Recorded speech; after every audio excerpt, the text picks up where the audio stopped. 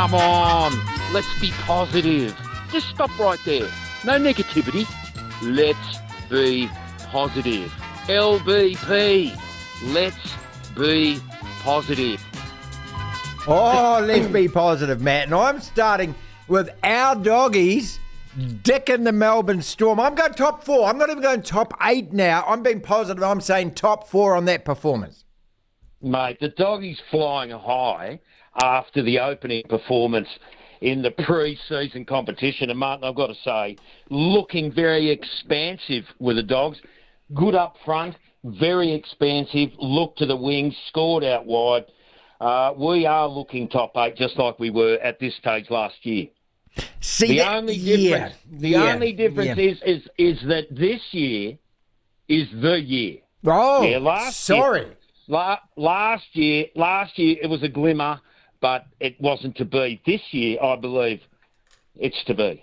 It's to be this year. Well, I'm gleaning enough positives out of the performance of the Wars against the West Tigers, especially in attracting a sellout crowd for a start and playing a reserve side that came within 2 points against a virtual full-strength West Tigers side. So I'm looking positively at that as well, and I'm saying top 8 at least, if not top 4 on the basis of that. Well, yeah, let's not forget too, they played, 60 minutes a man down the Warriors. Yeah, good point. Yeah. So RTS looked comfortable. Yep. In the outside centre position, I think that might work. Well, I mean, they didn't win, and great news for Benji over there in Balmain. But at the end of the day, Martin, I'm going to say definitely top 8 again, the Warriors. They have to be better than last year. Looked pretty good on the weekend, even though they lost, but sat down most of the side for the second half, and it was rookies left, right and centre. So, yeah, but the Doggies, mate, just keep an eye on those Doggies. All right, the Warriors, yes, but let's just keep an eye on those Doggies. Black Caps primed. Spoke to Gary Stead earlier on the show today, and I think it's a fair and reasonable question to ask. Would you rather win the T20 series or take a Test match off Australia? He didn't hesitate to say, take a Test match off Australia. We're licking our lips at this, mate. We've dispatched South Africa. That's a historic series win. T20, you can have that. I know you're quaking ahead of the 2 tests starting next week. Oh, yeah, we're quaking. You're quaking, mate. You can hear it. That's right. We are absolutely shaking. I tell you what, though, Black Caps have been terrific in the 2 tests against South Africa. And righto, we maybe not have the A side here for South Africa. However, what we saw is some fantastic performances in the first test, scoring-wise. Kane Williamson backs himself up again in Test 2. For a moment there, for a glimmer, it looked like South Africa might have been in the hunt with a small first inning score from the Black Caps. But in the end, it was ever so easy for the Caps, wasn't it? And after the summer that they've had, I just think this Australian series, it could be a chance. However, the team will be a little bit stronger than what South Africa was.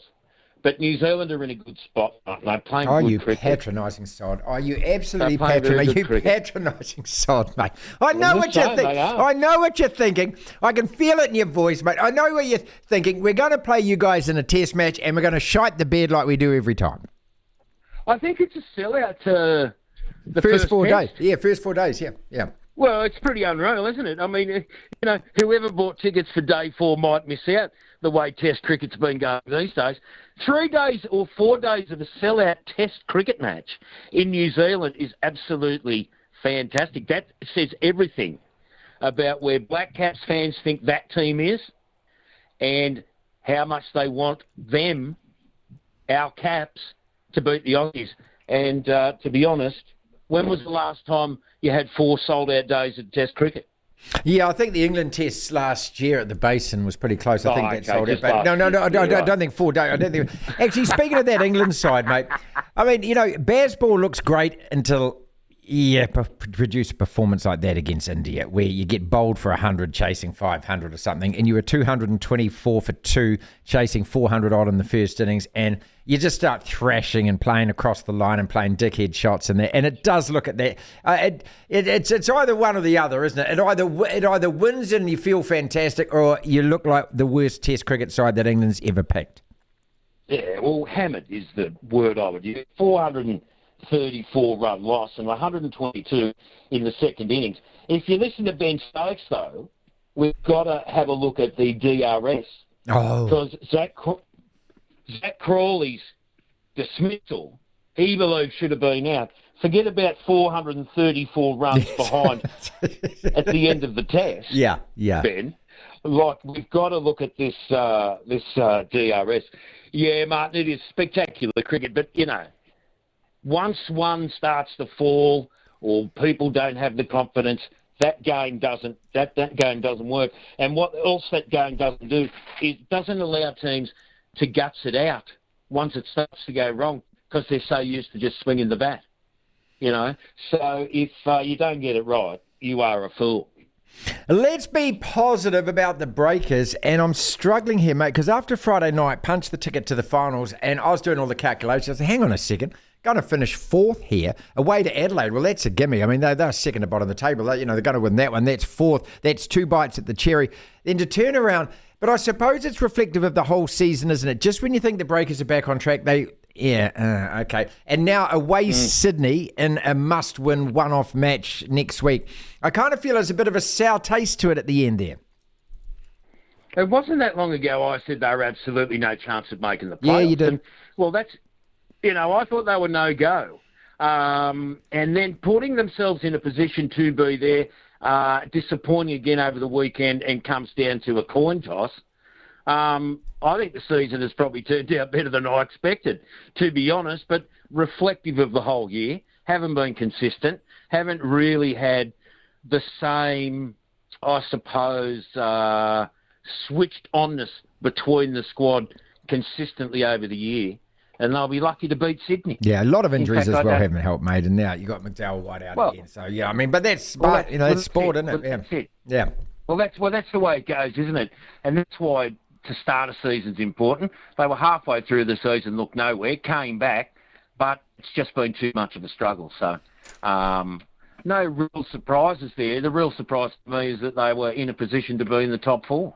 That was the surprise. Are you surprised about the Knicks, who just keep on winning, Matt? And look, they can't fly under the radar anymore. They've got a 5-point lead, and now if they don't win this title, well, it's going to be a bit of a bottle job. I watched that game last night, delayed by lightning, which is just absolutely wild. But to win again on the road against one of the top 4 teams like that, look, you look at the points table, the team at the top is the best team in the league. That's how a league works. And so this Knicks side deserve as much recognition as anyone wants to give them because they are currently the best team in the A-League. Yeah, they're definitely the best team in the A-League. And again, here's one of those situations where I think a lot of us have been waiting for a stumble, a stagger, a fall. You know what I mean? But you're right. You messaged me. Is it time to give them the credit and jump on board? You have to now. Like, it's not a matter of waiting for a stumble now. That would be a complete surprise. They've continued to deliver all season, and even though you expected them to not, they have. So I'm saying they're going all the way. And it will be an upset if they don't win it this year. Once you get there, you got to own it, don't you? Yeah, you have to. You can't go in there thinking, one more hurdle to get over. No. You're the hurdle to get over. That's it. At the moment. Yeah. The Knicks are the hurdle someone else needs to get over. There's nothing lucky about leading the table after 16 or 17 games. I mean, after 2 or 3 games, you could say, hey, it's the start of the season. But after that many games, when there's no other team that's such a standout team, to take a 5-point lead in from here. And it's completely unexpected, but they keep winning week after week. It's a bit like your Liverpool team, mate. I don't actually understand where you're getting this form from. You've had injuries. That's right, it's the Jurgen Klopp farewell tour. But I know that you're feeling nervous because, again, you should close it out from here. No, Martin. No, not nervous at all. And just like I've just jumped on board the Knicks saying it's theirs to lose. It's ours to lose. It is. It's ours to lose. And then I look ahead to the season, Martin. I don't know if you noticed, the Highlanders started well. The Dogs have started well. The Warriors have started well. I don't know what more I need to say. The season has started well. Win all the way through until October, mate.